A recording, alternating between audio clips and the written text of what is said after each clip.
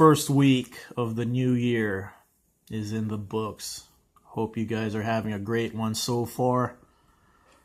Check it out. A Hot Wheels Delorean that doesn't have the Back to the Future stuff on it.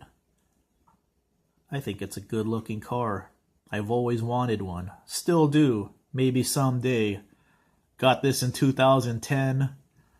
I thought it would be worth $100 by now, but it's not. And I got the black one too.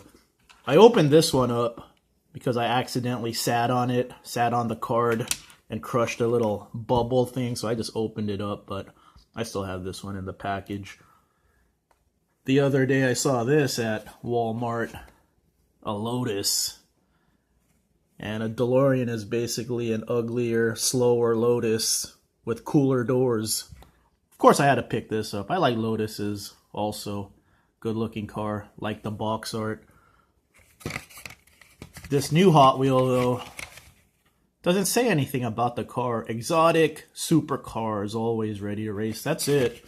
But in 2010, you know, they had a nice little description.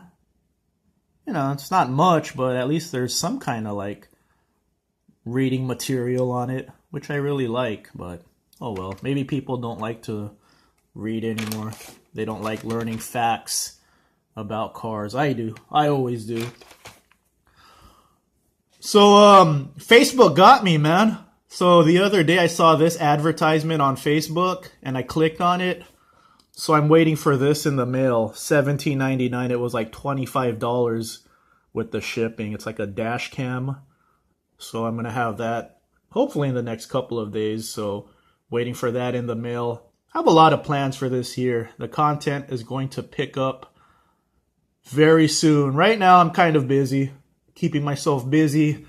Setting up a garage gym right now. I just built my adjustable bench.